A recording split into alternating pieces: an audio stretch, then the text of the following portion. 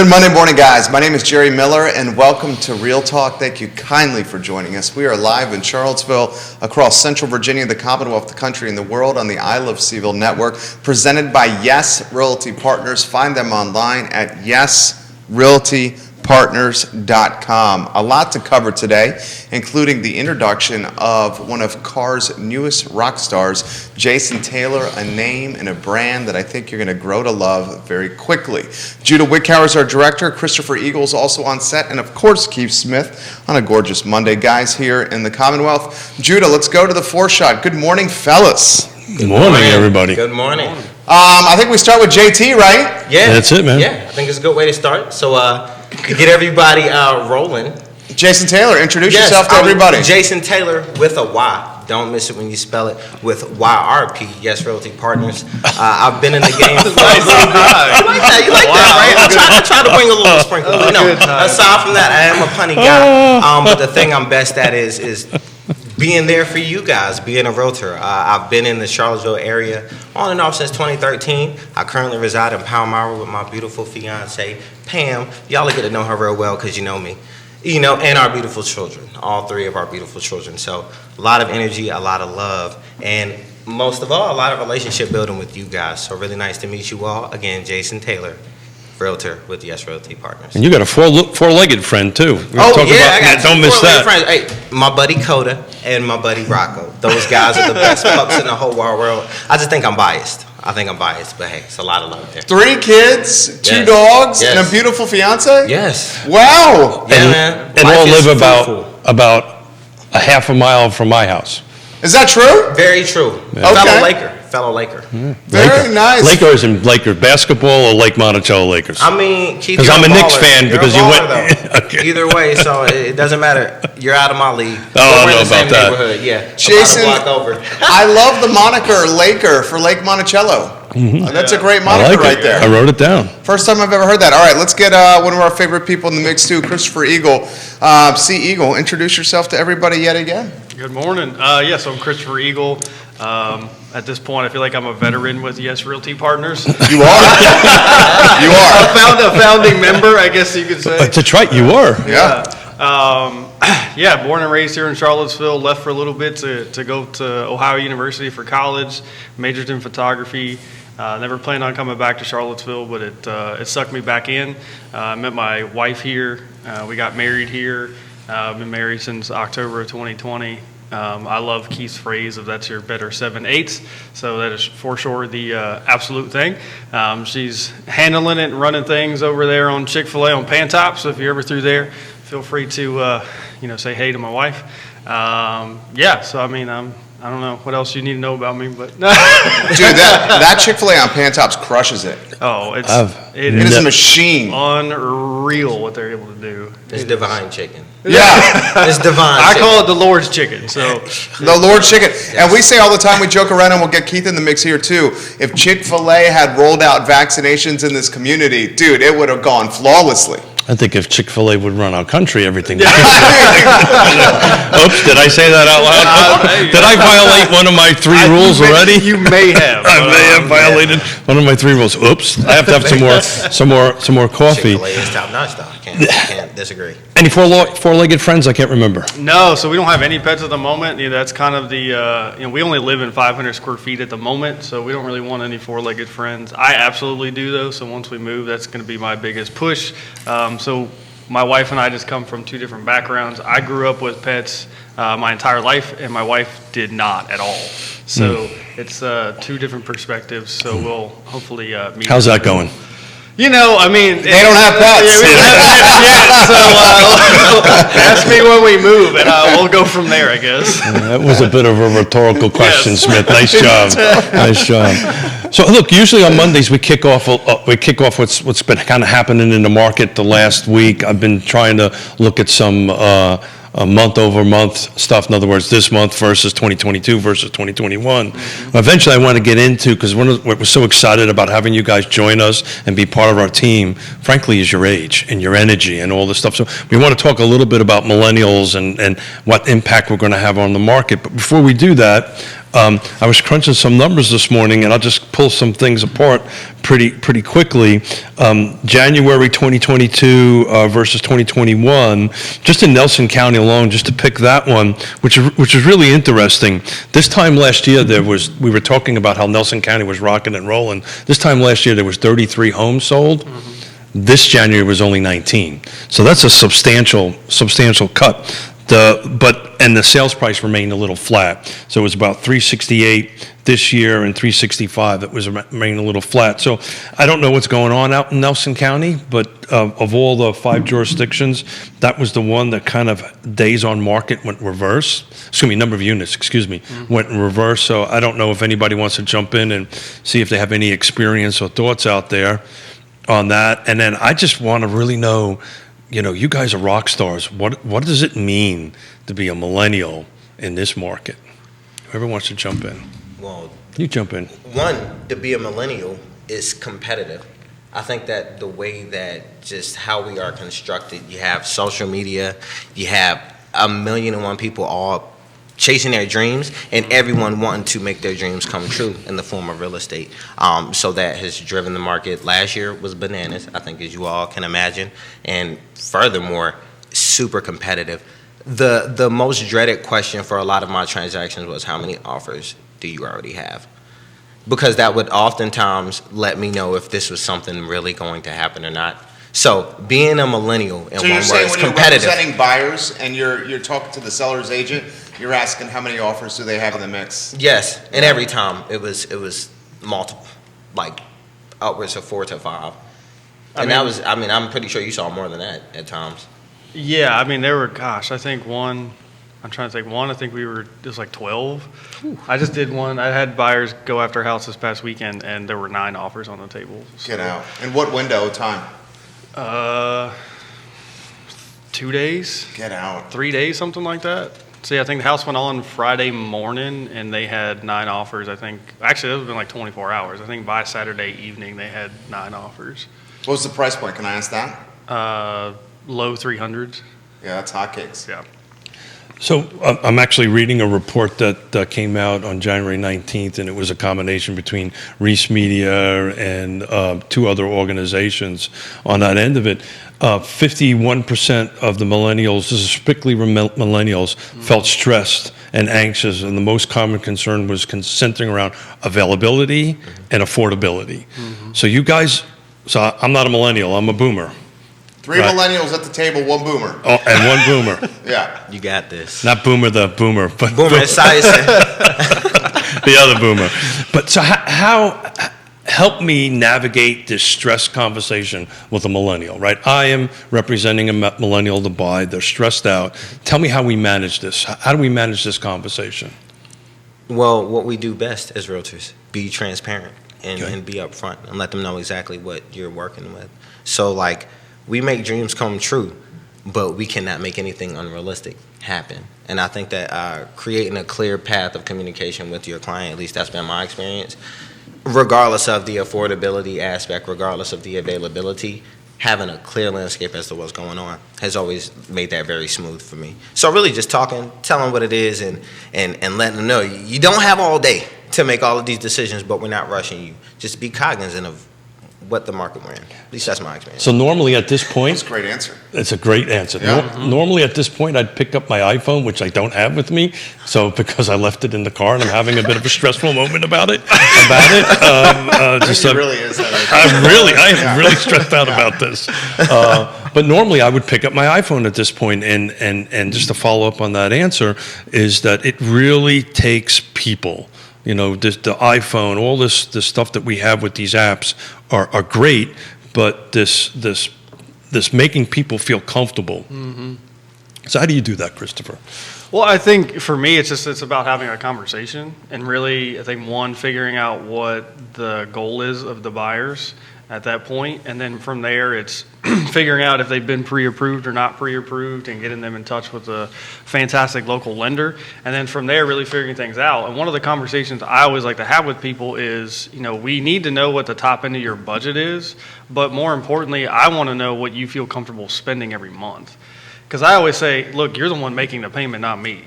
So I'll show you whatever house we need to see, and we'll fight for it the best we can, but I need you to feel comfortable spending, $1,500 a month compared to if we go to the top end of your budget, which could be, $1,800 or something. It's your money, and you've got to figure out what makes the most sense financially. And then from now, with the market the way it is, just sort of like Jason's talking, I'm super realistic about things. And then I also just try to break down what they're looking for and maybe where they're looking. And then from there, you can gauge the conversation of, it may not be the most realistic thing for us to be looking, in this part of Charlottesville, because you're going to. Or even now. Yeah. Because you're going to get priced out, or maybe it doesn't make sense because you're going to blow your entire savings account for a down payment, and then you're not going to have any cash in the bank. It's interesting you should say that. According to this report, 82% of the millennials have more than $10,000 in savings. That's a 25% increase over last year, and 1/3 plan to put less than 20% down. Mm-hmm. So what we're seeing is millennials are saving more money, and this whole fallacy of having to put 20% down is really not there, right? It's usually a little bit less. So I'm curious of the fallacy and how it may change in such a competitive landscape, because we're seeing a lot of cash coming to the table, not just cash offers to purchase the real estate outright, but people that are upticking down payments to make their offers more competitive. Mm-hmm. And in some circumstances, they're having to make the difference up of appraised value that the lender's willing to go forward with, and that delta of bringing additional cash. So is that 20% going to become more of a reality as the real estate market becomes even more competitive moving forward? We're under inventory, and we have 25 million millennials ready to jump into the real estate market that are itching to, as Jayson Taylor said, the American dream. Your thoughts, JT? Yeah. I think the best way you can describe it, I could see it trending towards being a bidding war. Interesting point that I wanted to circle around was you were speaking to how much they want to pay on the front end in their mortgage. Well, one of the stats that I read actually was a big reason millennials have purchased homes in comparison to boomers is 44%, I believe, of millennials purchase homes for understanding that it could be a potential investment, whereas 44% of boomers buy homes because of the interest rate. So it's the same thing. Ultimately, it's okay, what's the best bang for my buck? But what perspective am I looking at? Yeah. So understanding that millennials are very much here now. Once back to the culture, everything is popcorn culture. 5 seconds, immediate. It's ready. Yeah. Immediate. Super gratification 5 minutes ago. Well, it's the same thing with a home purchase. I'm willing to throw the house at it, no pun intended, because I realize I want it now, and if I can get it, even if it doesn't maybe make the most sense, if I have the means, I'll make it happen because I believe in it so fervently. So that's something that's a great take. And also another thing that millennials, to go a step back, we didn't deal with 2008. I know I was sitting in high school, so I was like, what is this thing going on? Oh man, so there's a perspective of I know Keith uses the term recovering builder. I haven't had to be a recovering builder. So you haven't gotten stung yet? Not yet. So your perspective is not jaded with housing, is what you're saying? Absolutely. So I think great take. So that's interesting because the younger millennials say that, the older millennials say the opposite, right? Yeah. Well, that's because there's a statistic in there, and I can't think of what the... Don't you be pointing it on my... I read all of the stuff, Keith. I came prepared. Now, this is the point to say, did you retain any of that?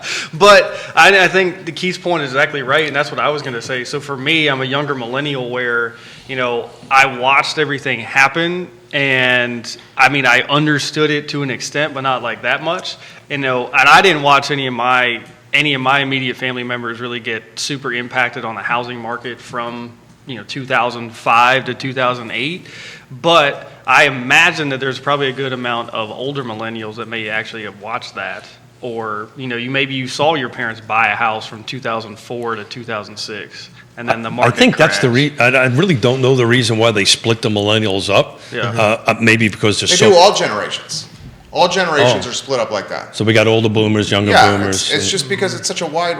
We're talking 18 age in a generation. Got it. Yeah. So they're split up. All of them are. So as an older millennial, Jerry, do you Do you feel the same way as the younger millennials? I very much experienced. So I launched this business 14 years ago in a recession. Yeah. So I very much remember what it was like for the housing market crashing economies and impacting other stratospheres of business that I was a part of. And also many people who watch the program know that, I have some real estate. Mm-hmm. And I'm very mindful of what the market dynamics are. I'm curious of Christopher and Jayson's take on this question. Do you guys frankly, your millennial bracket, especially you guys, are going to be the most powerful buying dynamic and buying demographic in America. Do you guys see real estate as home sweet home, fall in love, stay there forever, raise kids? Or do you see it as a commodity? Let's stay there, let's build some equity, let's trade up, and let's keep climbing the wealth ladder. Mm-hmm. Because, a lot of folks see the home as, I'm in love with this. Yeah. Mm-hmm. Or do you see it, Jayson, as let's chase the paper here? Mm-hmm. What are your thoughts? Well, my personal experience buying a home was for my family. Okay. There was some financial benefit sprinkled in, but primarily it was for my family.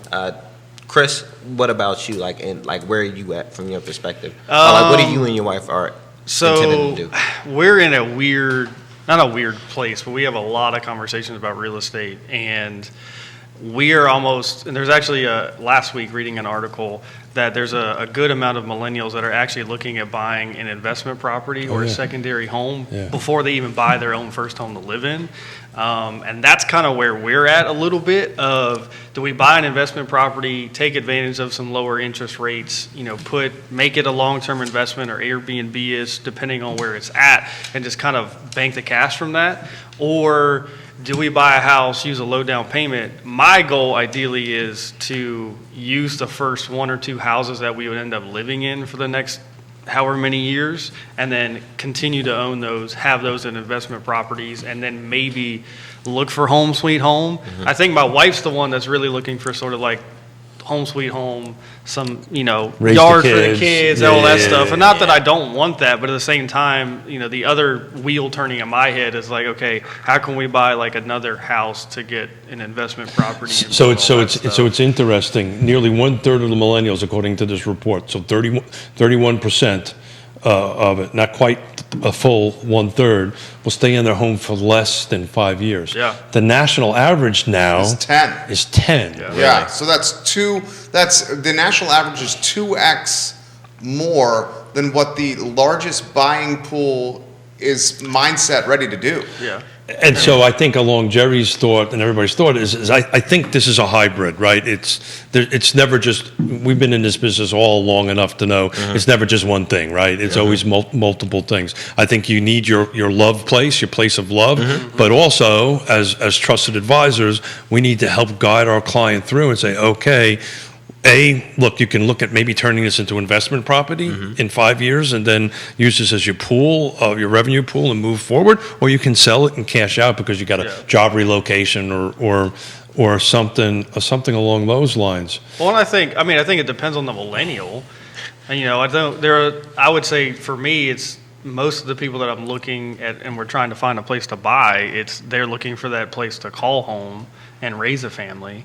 And I would say the last couple people that I've helped are looking more from a turn of being there for 10 years or more because they have a couple kids or they're about to start a family. So they're looking from that aspect of like, we're going to be here, we'll build the appreciation. And then, however many years down, we'll look at selling and then potentially upsizing when we need more space. We love doing data, we love doing numbers, and we love plowing into reports. And this particular one report that's just focused solely on millennials, a couple of things. 82% more than boomers would purchase a fixer-up. So millennials would buy a fixer-up over me, right?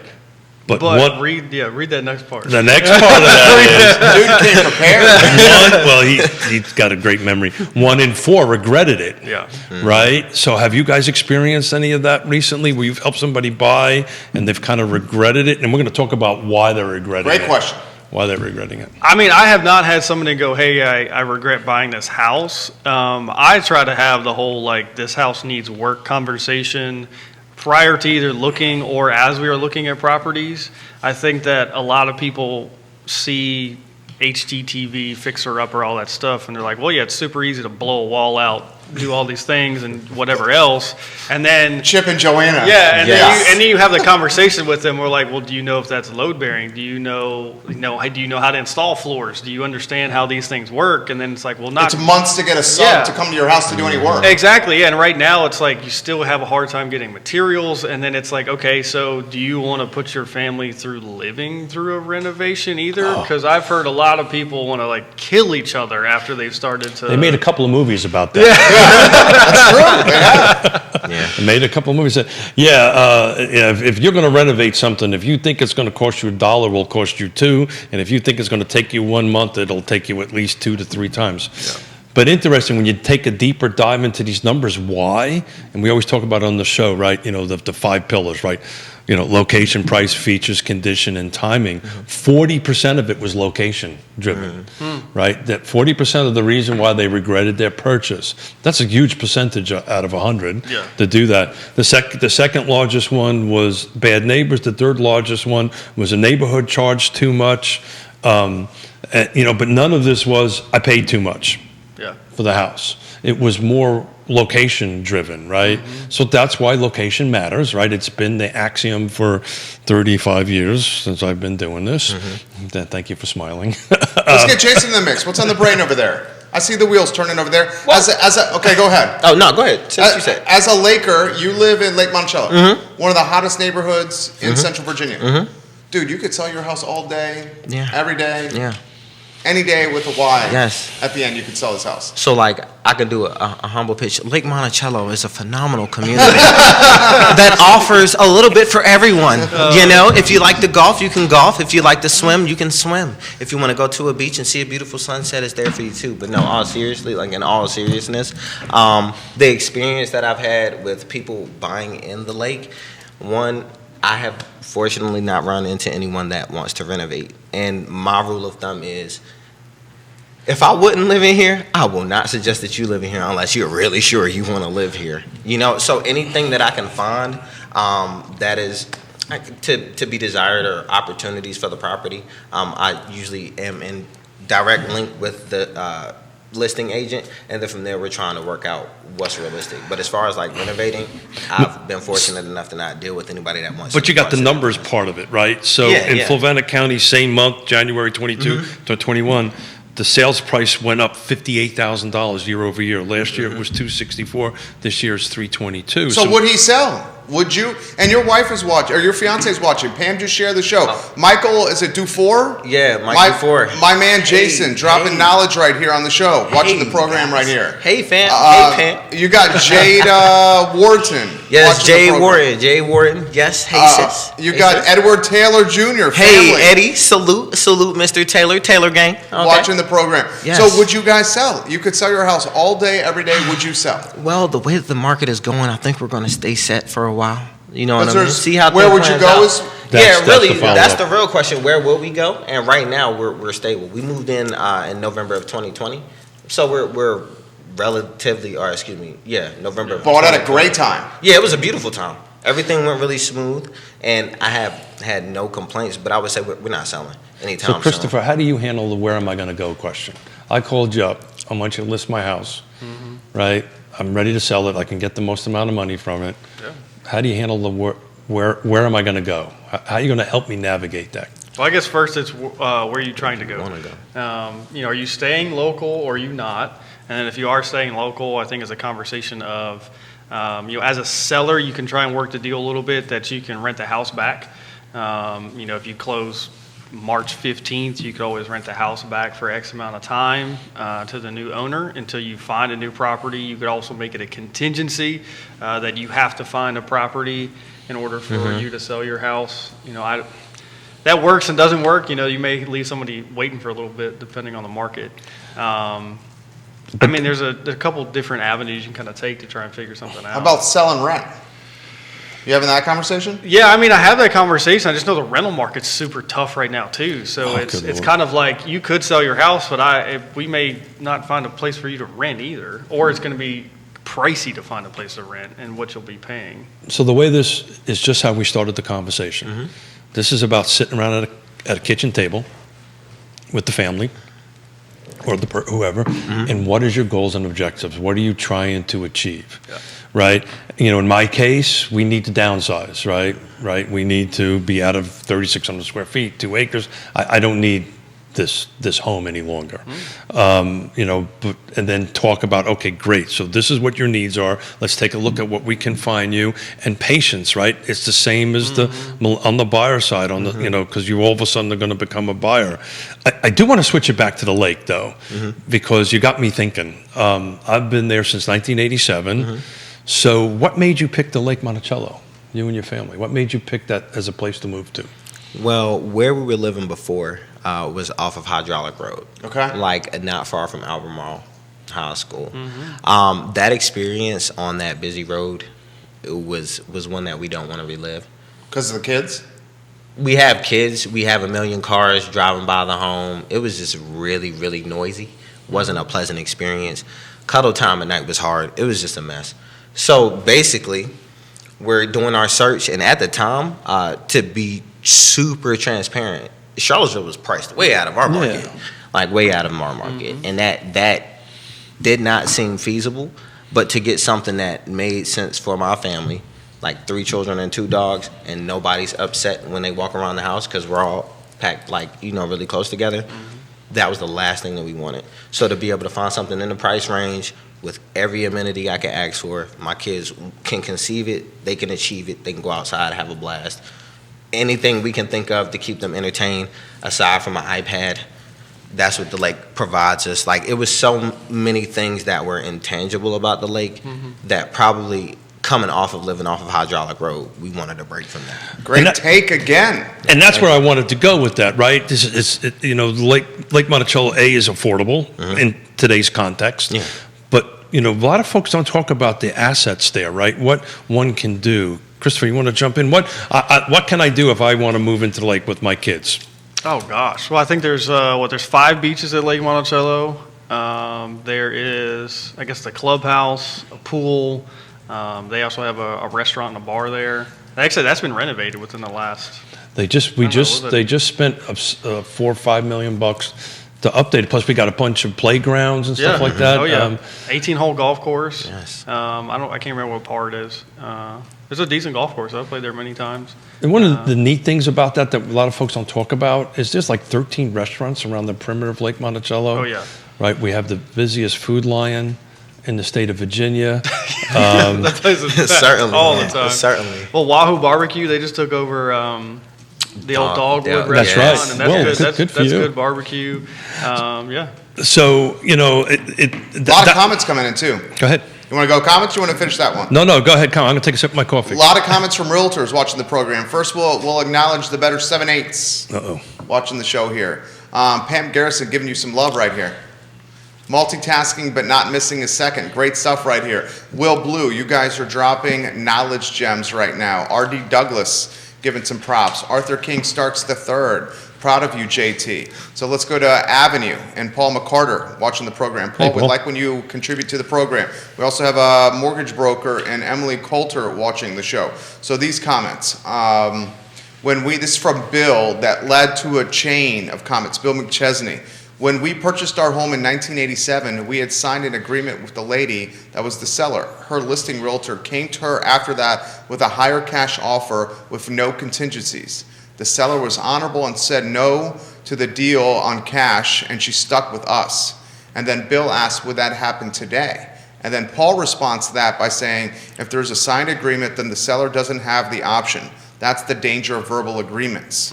And then Emily responds to that by saying, first Paul says, plus many of the most popular loan products that younger buyers use don't work well for a true fixer-upper. I was on the fixer-upper comment. Emily, who's in the mortgage business, this is so true. I have this conversation with folks weekly. And then Paul adds, selling in a seller's market to get the benefit only to buy in a seller's market is a horizontal move.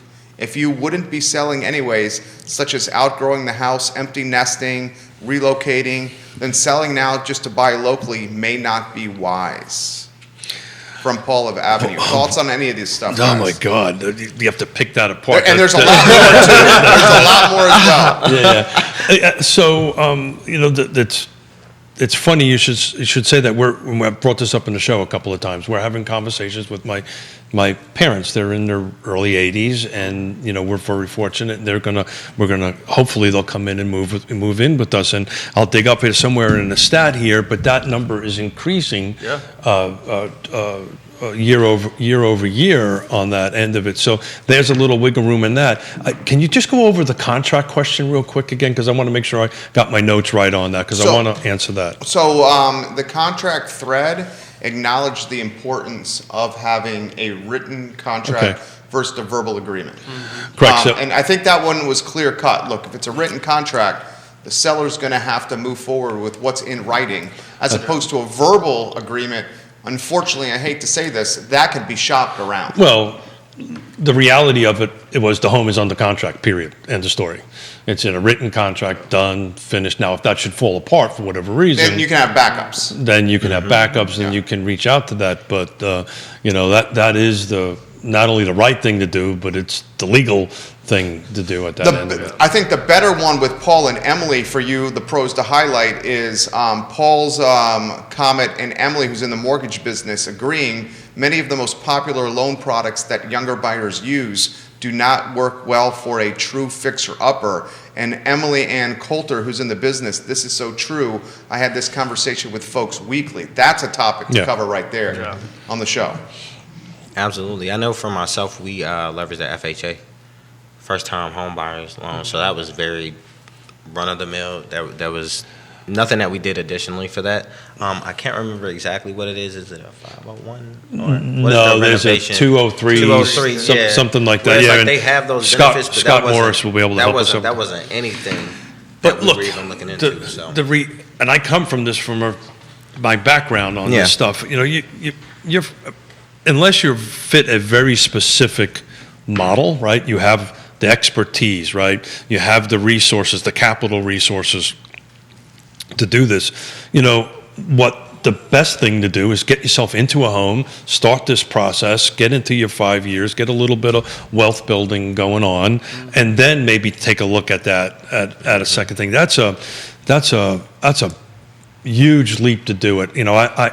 I've built 600 homes in my career, and I wouldn't do it. I would not get into a home. Now, if I had the capital to do it, and I didn't have to live in it, I didn't have to do all that kind of great stuff, that's one thing.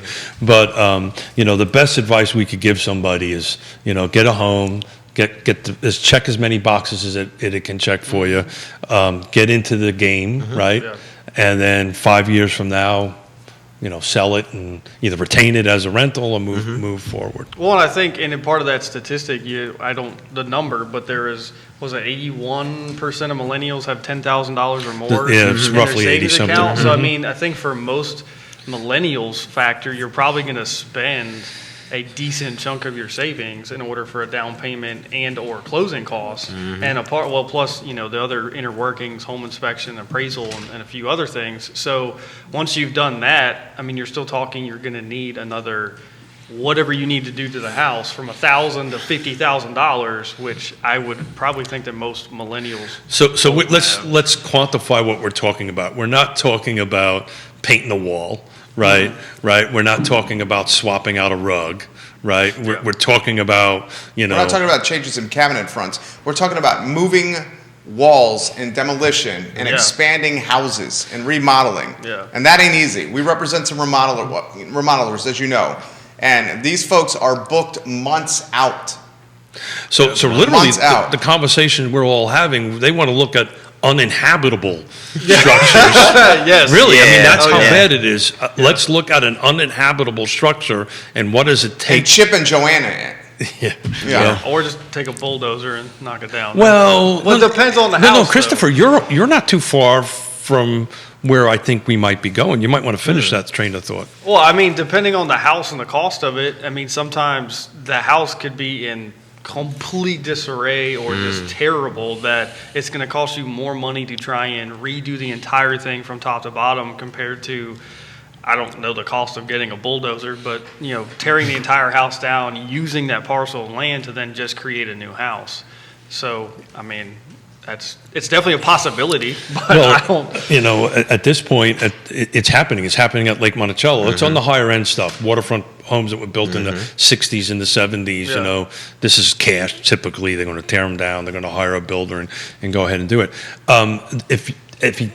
If Jerry doesn't have anything on No, keep going. There's feed, a lot on the feed, but you guys finish your thought, please. I wanted to pivot a little bit Okay. because this of all the stats that I read this weekend, this was the one that really put me on my heels because it's substantially different than what it has been in a while.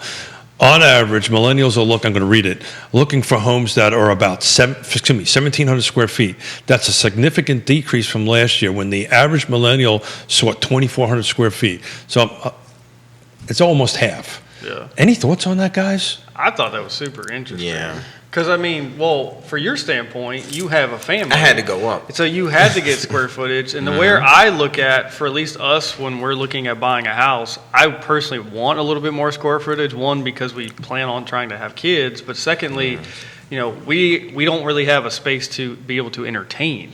So for us, we would like a little bit more square footage to actually have people over and family visit and do all that stuff. And I think the big number here is because of the pandemic and things that have driven people, a lot of millennials are going, I'm not going to sit in my house. I'm going to go outside or do X, Y, and Z. I'm not going to be there that much. Yeah, so when I read that, I did what Forrest, our dog, did when I said I was thinking. He went, I went, That surprised you? that surprised me. surprising. That was a surprising stat, and I'd love to dig a little bit more into it because if you read the rest of the piece, it echoes what Christopher was saying, but. You know, I see it as a competition problem too, because if really the millennials are wanting 1,700 square feet, guess what I want? I want 1,700 square feet, right? I don't need 2,400 square feet. I don't need that space any longer because I've been through this with the children, and you know, I just need some place for the grandchildren to come in. But you know, 1,700 square feet is a great number for us. But I'm curious what the feed has to say about that. I felt that to be, I just didn't quite understand that number. Give the stat again. People are asking for that again. Yeah, so according to these particular stats, on average, millennials are looking for homes that are 1,700 square feet versus last year they were looking at 2,400 square feet. So the same data last year was saying the millennial wanted 2,400 square feet. And, you know, maybe it was because we were really in the middle of the pandemic. And it has been for years that the millennial wanted less. Right, and that was tracking up until pretty much 2020, 2021, where it kind of flipped a little bit. Yeah. But literally in the course of 1 year, it's almost went in half, which I just felt that needs a little bit more digging. I mean, this is just one man's perspective here. Emily, we'll get to your comments. We are live on every social platform, and the show is blowing up. You, Jayson Taylor, clearly have a large sphere of influence on social media. I am seeing it on the feed right Shout here. out, family. Y'all always feed. support. Literally, I'm seeing it on the feed here, sir. Sincerely mean that. So I'm seeing, this is how my take on this, and then I'll get out of your guys' way. The homes are expensive is hell right now. And the bigger the home is, the likely is the more expensive it's going to be. And it's a sign of the market being so competitive, and people are having to drop what they want from a square footage standpoint because the housing costs went up.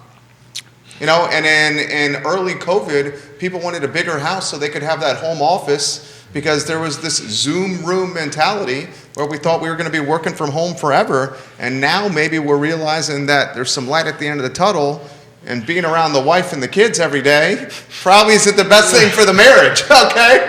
And I'm saying that, and I know my wife is watching right now, my son is watching, but let's cut to the chase. Maybe that's the case, and a little separation is good. So I don't know, that's one man's take. JT, jump in here.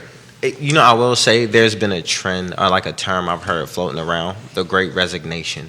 Oh, yeah. People are getting rid of like their everyday 9-to-5s and chasing their dreams. Yeah. So if I have to downsize a little to pursue that dream or relocate my career because I'm not as tied to this building anymore, I think that could contribute. People are sacrificing like space for joy. But I think the where matters. See, the where matters. You know, it's interesting. Year over year, the only jurisdiction that actually went down was Charlottesville.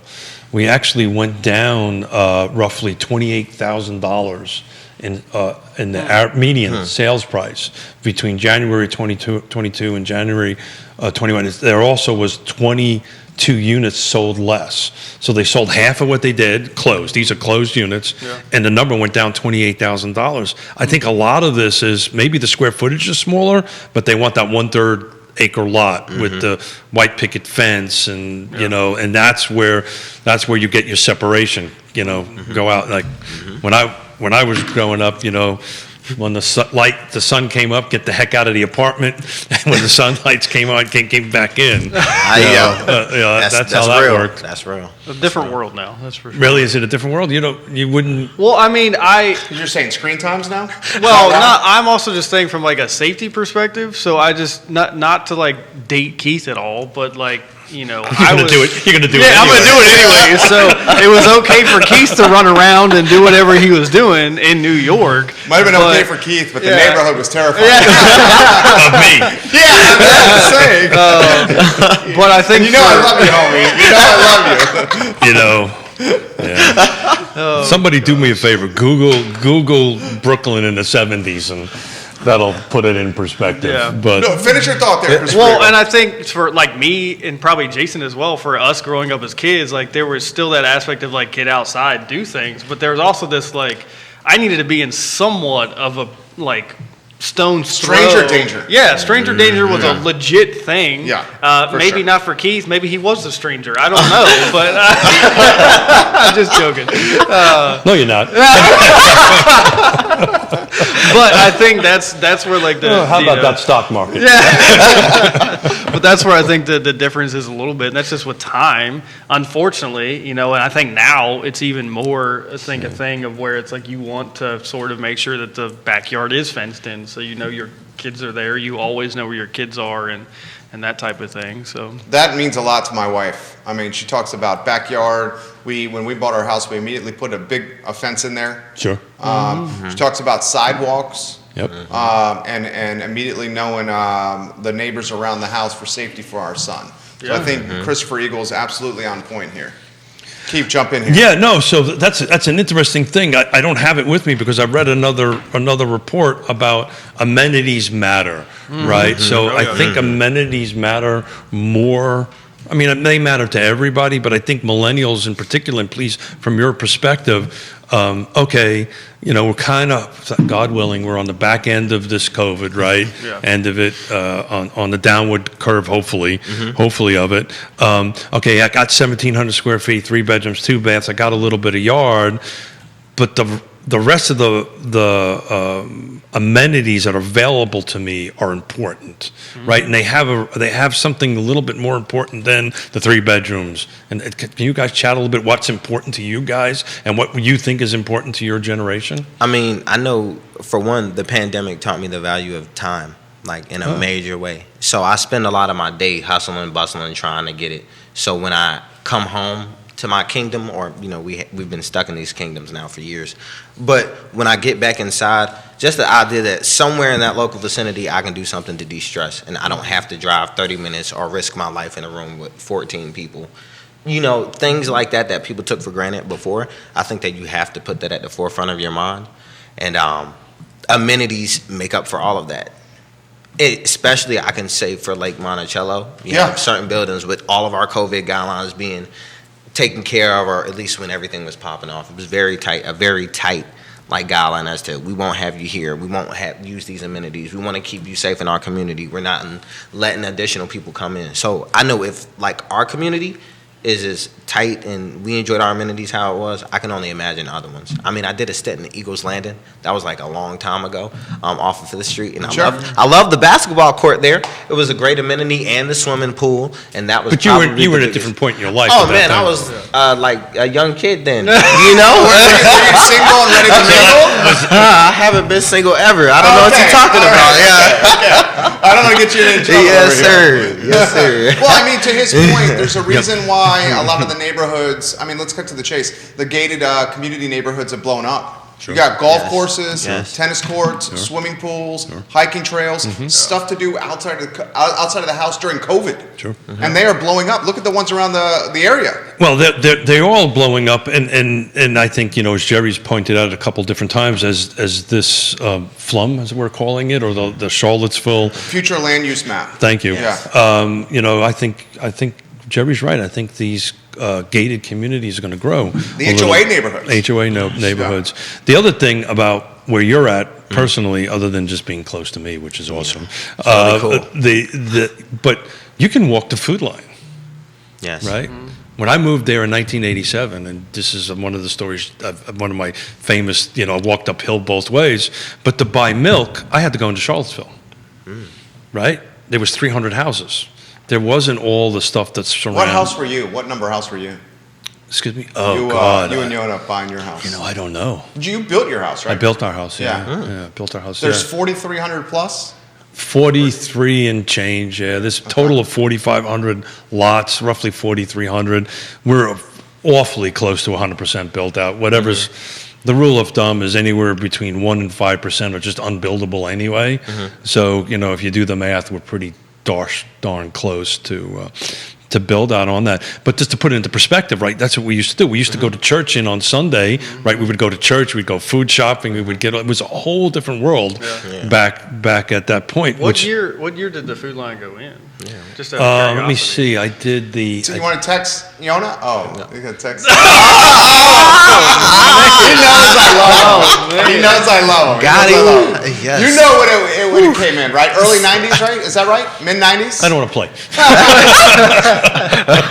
I'm going to take my toys and go home. Give me my basketball. Give me my stuff. The Zingers are good for the show. I'm going home. Yes. Yona, when did it come in? When did that food line come in, Well, I Yona? know I did the acres in 97 and it wasn't there yet. Okay, wow. So it would have sort of like 98, 99. Okay. That kind of range, somewhere around there. That's a great Wow. stat right there. Yeah, Good trivia question. somewhere around there. Yeah, great job on your fireplace trivia, by the way. Thank you. Do you think, did that drive immediate value once the food line was built for the lake? So there's a reason why I spent more than I should have for 150 acres that was adjoining where I knew Food Line was going in. So the answer is When yes. you were developing? Yeah, the answer is yes. Yeah, the answer is yes. Yeah, we can see that as agents that work in it, right? If you're like Monticello, if you're close to gates, it has a little bit more value, right? Because it could take you a substantial amount of time to get from some of the intersections out that way. For JT and I, we're half a mile, 1 mile away. Yeah.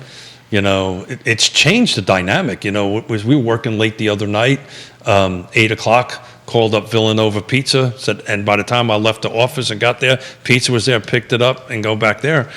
Back in the day, right, you didn't have that, right? Well, I mean, it's actually interesting to think about because I was trying to think in my mind here, and I was a kid in the 90s, but, I mean, you drove to Charlottesville where, at that point, Pantops wasn't developed. For like half of Pantops, I don't think was developed, and then you would have maybe that food line that was on Pantops, and then if not, you were going to like Kroger in town. So we used to go to Giant.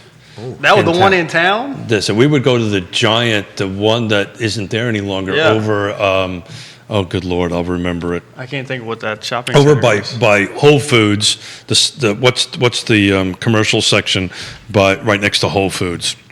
Is that Seminole Square? Thank you. Yeah. And that's where Giant was. That's where we used to go. Yeah, That's where you went. You Yeah. went to Giant. There was no Whole It's Foods. so far from your house. That's what we used to do. It was a Sunday thing. We would make a Sunday out of it and go ahead and do that. And it's funny. I'm the elder statesman at the table here, but But youngest in spirit. thank you, sir. And that's why we love you, friend. I love you all very much. But on Friday was Ragged Mountain Running Shop's 40th year, right? I've been here 35 years, so we've kind of been here a long time. And I was talking to Mark over the weekend. Yona's running the Charlottesville 10-miler, and she was doing a training thing. And I was like, hey, Mark, do you remember this? Do you remember that? And it was like, well, that's not here any longer. And it was just really, and Jerry's post about the fireplace was really reminiscent of, we were just reminiscing about how much this has changed. Oh, yeah. When It's crazy. I actually had I had a friend of mine a couple weeks ago. She's from Northern Virginia, came to UVA, I think went back to Northern Virginia, ended up back in Charlottesville. And she said, like, you've been here basically your entire life. Like, what's different? And I went, holy crap. Completely different. Yeah, it's like, lots different. Yeah. But I have to say, I can't really cherry pick something that was awful, right? It all really moved in a great thing. Yeah. Those who are Yona and I are opera fans. We went to the opera at the Paramount to watch the Met done. When I first moved here, that was an abandoned building. The only thing that you could, and this is tough to say. You're talking traffic. Well, not even traffic, but like the only thing that you cannot acknowledge that could be potentially a negative trend of how this area is boom is the affordability index. But that's always been that way, Jerry. When I first moved here, It's gotten to the point where like a first-time home buyer may have an incredibly difficult time of buying a home in Charlottesville within 25 or 30 miles of it. I mean, thoughts? I can agree. Yeah. But that was just my personal situation. I think that there's also a lot of millennials are coming into the job market being paid handsomely. And I mean, so I think that you have inflation, you have a lot of different factors that, you can go on YouTube and come out making $2.5 billion a year. I don't know, it's dramatic, but you get the point. People are really figuring out a way to make money and they're willing to put out more, but I just know I wasn't going to. So I think that could be an impact. What do you think? well, hopefully there's still some mortgage folks watching on that stuff. To put it in a little perspective, a little bit, just from the guy that's been around here the longest in this field. Thank you. When Yona and I bought our first home, it was harder than heck to get funding. Yeah. It was 18% interest, right? It was harder than heck. The inventory was there, right? Well, you built your home. I built my home. I get that and all that stuff, but for helping other people, it was much harder to get money. So anybody who's in the mortgage business can take a look at it. It was extremely difficult to get money. I couldn't use my VA benefits because it was just so hard to get. I got mine at 24. It was a condo. You speak of Eagles Landing. It was right around the Eagles Landing in the Villas of Southern Ridge. Oh, okay. It was 3-bedroom, 2-bath, 6 1/8 interest rate, and there was a ton of inventory available. Even at that 180, it was 180. What year was that? 180 price point. I don't know, 20. I want to say it was like 07, 08. Yeah. Something like in that range right there. And you look at that price point now, that doesn't even exist. That price point is what, like close to 4 now? So correct. And Yona and I were talking on the way in, again, if it's even at 4, it's even at 4.5, or something, it's still historical low interest rates. But, in the late 80s and the early 90s, before you hit after 9/11, it was just hard to get money. So the inventory was there. It was just hard to get the money. So the affordability thing it just looked at it a little bit differently. And so, the number was lower. We were also making substantially less money in this region. To go back a little bit personally, growing up here, as well as having parents that are here, and then my grandparents grew up here and then lived here for a very long time until they retired. The conversation of Charlottesville always being expensive has always been a conversation. I've never not heard of the affordability aspect of Charlottesville ever being like, yeah, it's super cheap in Charlottesville. Like, I have only heard plenty of people go, it's expensive to live in Charlottesville. No matter if it was 1999 or 2022, I've always heard, yeah, it's expensive to live here. So the follow-up would be, is that a bad thing? Or do we see that as we're fortunate in that we're insulated from national trends because we have UVA here and the economy is strong? And it just means we just have to, as JT said, hustle and bustle and make it happen. I think it goes both ways. I think it's a bad thing in a sense of, it's tougher for say, first responders to live locally where they work. It's tougher for the teachers to do so, nurses, those type of positions. And Well said. people, I call that like the everyday hero, right? They go in and it's a thankless job for most of those positions. So it's very hard for them to live there, and I think that's the hard part. But required jobs, without them, yeah. Well, backbone of the community I mean, jobs. absolutely. Yeah, We have to have that stuff. But then from the other aspect, we are insulated. And, I've heard a lot of people talk about, I mean, even during the pandemic, and then I've heard people talk about when the, what do you guys call it? The time of great unpleasantness. Yes, the time of great unpleasantness. We were still impacted, but we weren't impacted as much as a lot of other places in the country. So it's a great thing of where we are and how we're insulated. And, I mean, I think it goes both ways. it impacted some folks greatly, but as a rule of thumb, it didn't impact us like, say, Florida, where it was just like everything. Las Vegas. Right. Las Vegas Yeah. was a prime example. I want to change the gears a little bit here and see, as millennials, what you guys think about this, because this was the other stat that I went, right? 1 in 6 millennials would be willing to offer. Now, this is a national survey, right? 1 in 6 millennials would be willing to offer $100,000 or more above asking price. I want to know who they were asking. Yeah. Is all I got. like, who the heck? Yeah, do you guys like, Yes. Oh, yeah. They just asked everyone in the NFL. this was a pro sports question because when I got up this morning and was preparing for today, I was like, should I ask that question? Should I not ask that question? But somebody must have asked this question of a bunch of millennials. I mean, that's 17% of millennials. So that's below 1 in 5 right there. Either Still you're a asking- decent Still a chunk. lot. You're asking people with deep pockets or that have not actually thought about buying a house. Or are morons. Yes. Right? So let's forget about the $100,000 because I just don't think that. But are we seeing people paying more? Right, that's the better question.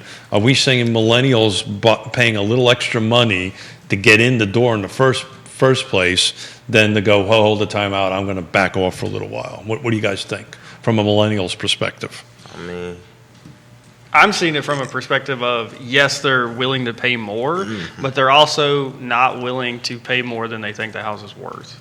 Is that willingness to pay more an indication of desperation? I don't know if I would call that desperation. I would just say I think it's just more of having to react to how the market is right now. Good answer. And it's go ahead. Well, and I think they talk about it in there too, is like the buying in the desperation. There's some millennials that are doing it, but it also, I think that's going to lead you down a road that you don't want to end up. If you have Well, that's to why you buy need a house. trusted advisor. Exactly. That's why we started this conversation off. It's about understanding. It's about getting at the kitchen table and saying, hey, we're not transactional people. We're relational people, right? And this is about, okay, are you sure this is really in your best interest to do at that point? I mean, the numbers are going up. These are NAR's numbers, first-time home buyers, which NAR? is National Association of Realtors. Thank you, sir. So first-time home buyers ticked up a little bit year over year and went from 34% of all the total sales from 31 the year before. The average first-time home buyer was 33. Right, so that's kind of where we're in the middle of this millennial. The repeat buyers, kind of more my age, right, 56 and up. And then 11%. That was the stat I was looking for earlier. 11% of last year's sales were multi-generational sales. Any thoughts, guys? Well, I think just that multi-generational home part. I think that. And maybe this is just my family, maybe the millennials have had more parental support or just like historical support. I think that as time has gone, just as a society, we've like become more educated. So like there were things that like my grandparents, all respect to everything that they've contributed, just did not have the wherewithal because they were dealing with certain aspects of society. So you fast forward to like my parents and where it's like, okay, you guys did a certain thing for us, but now we have clarity to kind of like invest more into you. So I think it's probably a better trend of like you being able to say, here, you get a little help on a down payment, we can assist you. And then on the back end, kids are really in a thought process of, oh, let me actually help the person that has helped to sustain me. It's funny you should say so that. That could be a thought. I don't know. No, it's funny you should say that because it's literally the conversation I'm having with my daughters about, hey, daddy, mom, when you get to be a certain age, what's your plan? Yeah. And, I don't think I ever had that conversation with my parents until recently. They're 20-something years older than I am now. And I don't think my children are 27, and our children are 27 and 35, and they're having those conversations with us now. So that's an enlightening statement. I never really thought about it that way, that maybe the millennial kind of gets it a little bit, because they're both millennials. They're older millennials and younger millennials. So that's interesting. Well, and we also grew up in this era of everything, as he said, this popcorn culture, this immediate culture, where like, if you don't know the answer, you've got your phone and you can figure out the answer right away. And I'm not trying to like marginalize previous generations, but I wouldn't say your generation grew up with answers right on their fingertips immediately. Oh, hell no. Where like, since I've been in, middle school and beyond, I could figure something out immediately without having to go to the library and to get a book and to figure it out or ask somebody for help. And I think the current can you imagine Generation Alpha? That's the generation of our kids. Dude, these people are going to be like rocket scientists. Or is it going to cap out? I don't think it's going to cap out. I don't know, innovation man. just gets better and improves. Always. It's never a Yeah, stop point to innovation. but I was going to grab my iPhone, but I don't have it. I mean, before this iPhone was awesome when it first came out. It's getting a little bit better, a little bit better, a little bit better, a little better. But it wasn't as awesome as the first one. Does that make sense? As groundbreaking as the first one. Or what are your thoughts on that? It can do a hell of a lot more things now. Are we more immune to it? It doesn't mean that it's less stellar. It's just we take things for granted, right? Yeah. So could it be that we've been around it so long that now it's like, it's just that good old phone. But if we didn't have it for 10 years, you get rid of the phone. It's interesting. I think the number 10 used for a phone is an actual phone, right? Most people don't use them as a phone. The number one way people are finding real estate now is the phone. 97%. Social media and the internet. Browsers. All kinds of stuff. Yeah. He my cohort, of course, there busts my chops all the time, and not bust my chops. He offers a compliment that I'm a almost 60-year-old millennial. You are. But that's why 3 years ago, I thought this was a great thing to do, use this platform to get in front of folks, because that's what it is. And I'm really having a senior moment here because I can't grab my phone. I don't know what to do with it. Thanks, buddy. Dude, thanks, Jayson. There you go. It creates anxiety not having it at your fingertips. People get anxious about that, legitimately. Yeah. And I'm impressed with your phone, buddy. Dude, he's got the super deluxe phone over there. The Pro 13. I Max. see that. Yeah, That's man, super pip over it's there. lovely guys. But we're joking around. We're having this, but in reality, during the show, I'd have my hand on this no matter what. So this thing is connected to me in some way, shape, or form on that end of it, and I'm relying on written notes. Thank God I printed them out, my little posties and my 3x5 cards and all this kind of good Come stuff. prepared. Well prepared. Yeah, I'm up against some rock stars here, so I needed to get my A game rolling here. We just learned it from you. That's it. There you go. Thanks. I'm just picking up your moves. I'm just I don't know about recycling the tricks. That's it. Talk about importance of us at the table, right? National Association of Realtors. 87% of all the recently purchased use the real estate agent. So we're not going away, right? This iPhone, Android, whatever it is, I think ultimately is not going to replace us. Please, from a millennial's perspective, how do you feel about that? Do you really feel that our industry is in jeopardy because of that phone that I don't have in my hand, or it's just a tool? Talk about that. I think it's just a tool. The one thing that you can never replace is human connectivity. The root of what we do is relationship building. It has nothing to do with homes. Obviously, the home is like the end all, be all. It's the end result. But everything that I'm doing from the moment I meet you to whenever I don't know you anymore, because we stay in contact with people for a while, is building that relationship, making it stronger, seeing who you are, asking about your family, you knowing about mine. So as long as we have minds and hearts, we'll exist, because that's what drives our business. It's not just our expertise. Now, that's a great deal of it. We are all SMEs.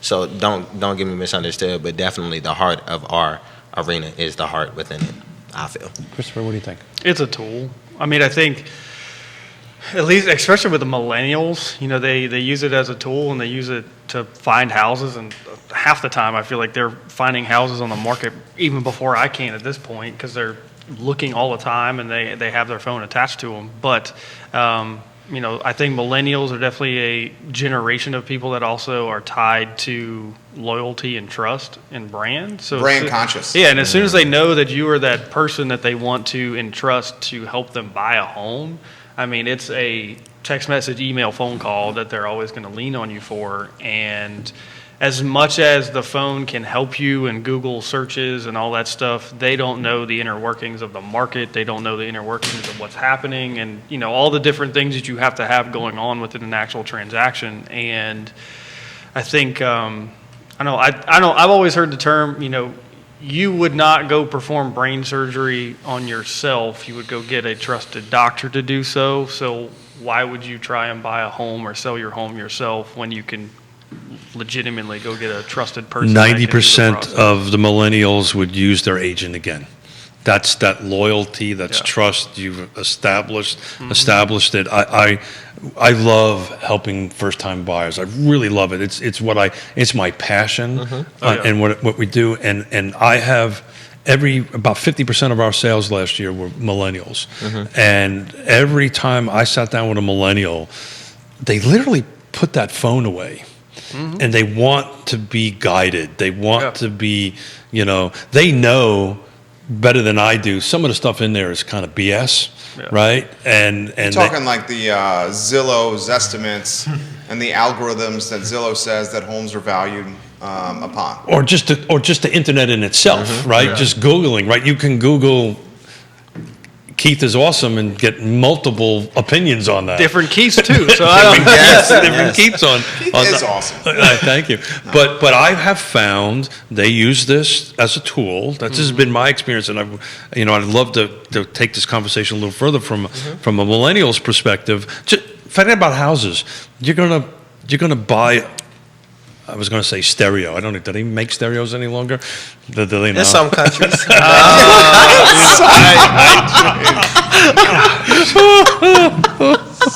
Maybe at antique stores. That's where you can find stereos. They call turntables.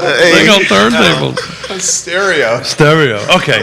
Electronic equipment. Yes. Whatever it is. What is electronic? Well, yeah, what is that now? I'm not sure. Okay. A widget. Buy something. Right? You're going to research on that stuff, right? Okay. I'm sorry. Oh, man. Yes. How about them Mets? No, yes. Those Mets are great, man. They're doing big things. Anyway, to your point, though. But no, I don't want to do it anymore. No. Bring it back. No. But I guess the point I'm trying to get at is I have these conversations with my daughters, right? They use the phone for navigation. They use the phone for research. They use the phone for review or work on it. And particularly with my daughter, we helped buy a home up in Connecticut. She says, okay, now tell me what to do. Yeah. Right? And I find with millennials that gets to that point, that it gets this overload of so much information, interpret it. Tell me what this means. Not necessarily tell me what to do because that's my daughter, but the buyer will say, okay, what does this mean? What's my next steps? What should I be doing? Oh, yeah. Right? Do you guys think that way as millennials, or I'm trying to pull a conversation out of this? I will say personally, I'm that guy. Like, hey, I want you to guide me through. My whole life has been internet screens, books, trying to get the information on my own. I mean, if I can't get it from you on the phone, 9 times out of 10, I'll go to YouTube and watch somebody walk me through it. Me too. So if I can't get it from you in person, I'll get it from somebody on screen in video form that's going to spell it out the same way.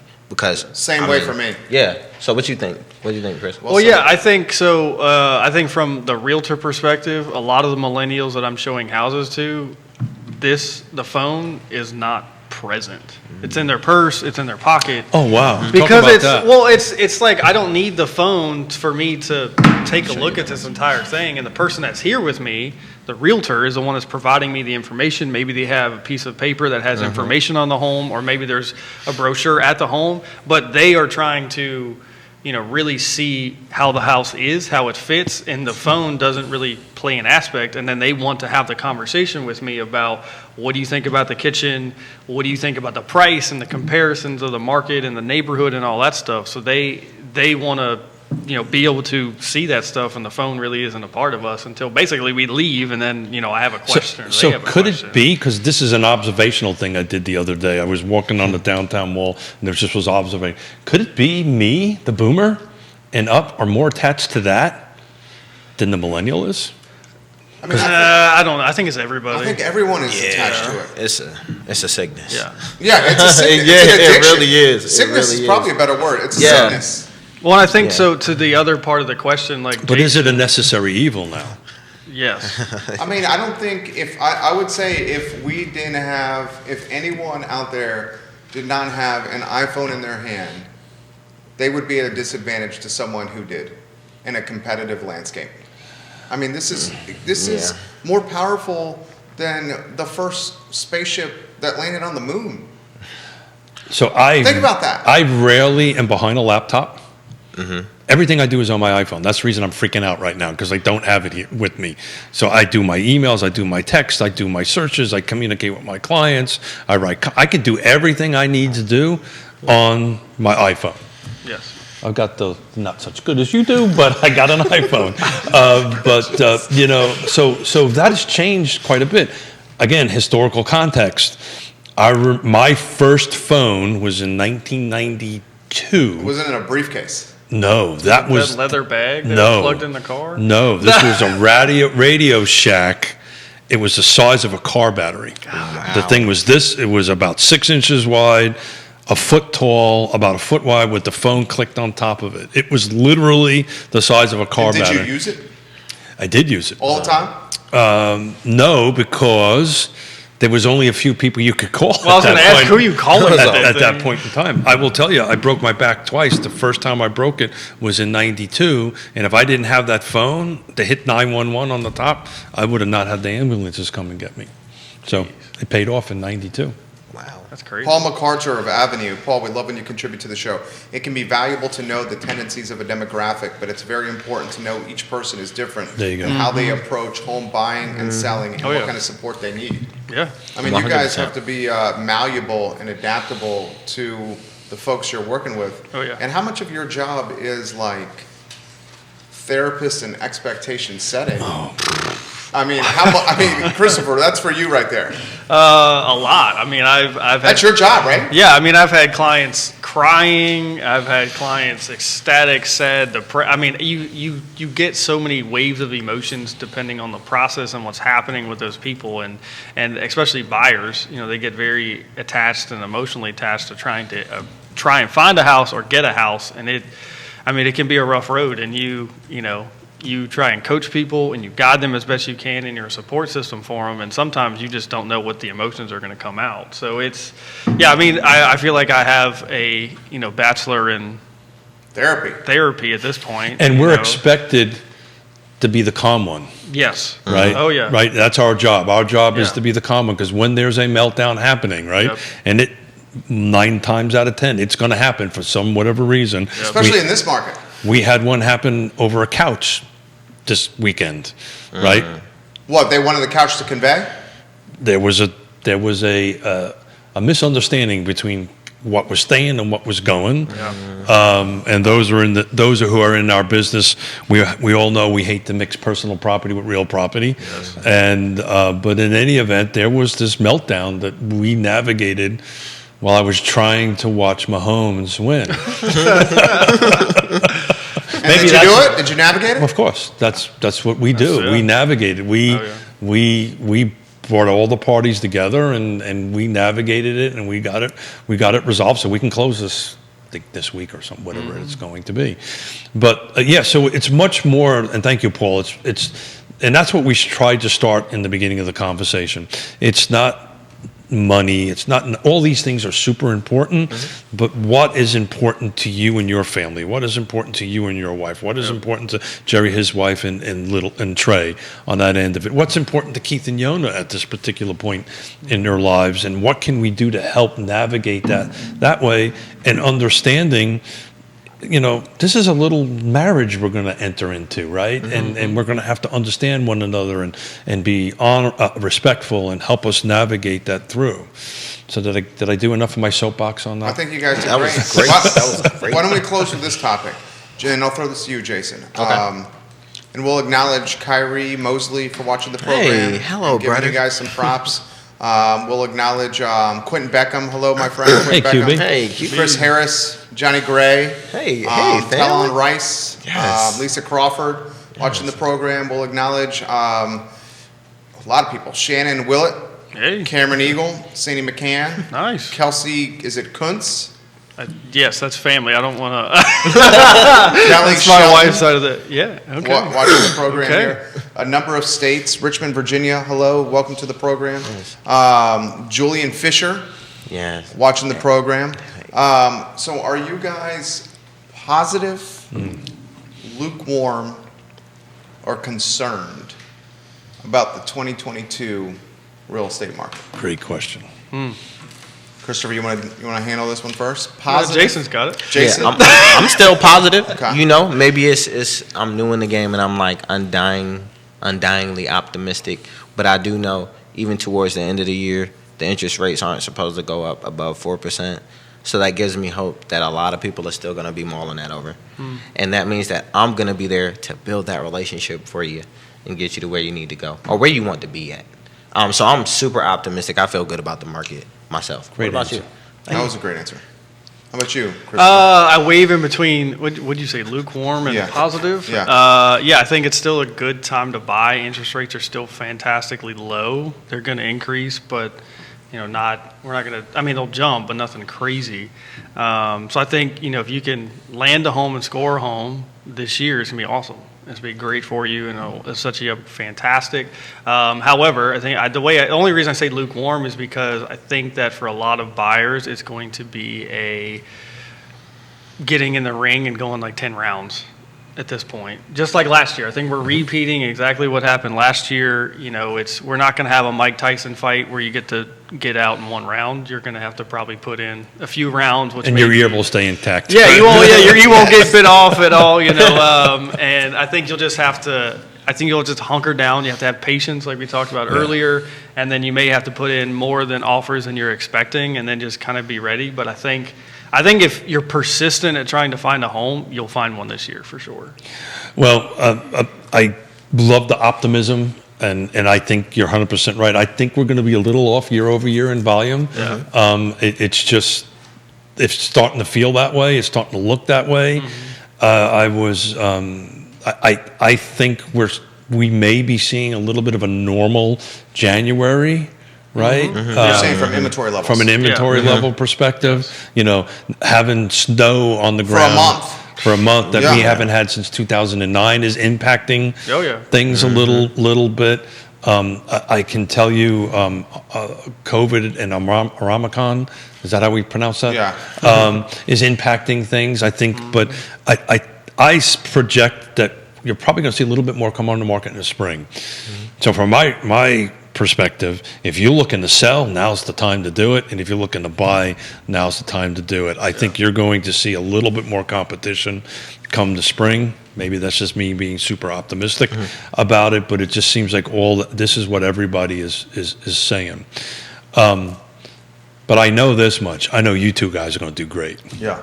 I know this much because you've got the right You guys attitude. are ballers. You got the right attitude, and that's what it takes, the can-do attitude to do it. So thank you for coming on. Thank you for doing this. Thanks for having me. And I'm rolling through my mind because I got a couple of trips coming up that you all might be sitting in this seat for me, but we'll talk about that later. Sign me up. Sign You me know I up. like I'm down I for like that the all thought, day long. I would. That'd be cool. That'd This be has been awesome. fun. You guys are great. Very great in this setting. Yeah. Keith Smith, Jason Taylor, and Christopher Eagle, Yes Realty Partners. Find them online at yesrealtypartners.com. And you heard our distinguished gentleman over there, inventory levels are low. So if you're looking to sell your home, competition is at some of the lowest points it's been in a long time because that inventory is so low right now. Yes, Realty Partners, guys. We also want to acknowledge Saguaro Solar, Closure Title, Ally Property Management, KW, Alliance, Keller Williams, Alliance, an absolute trusted name in this real estate game, guys. We're grateful for all you guys watching the program.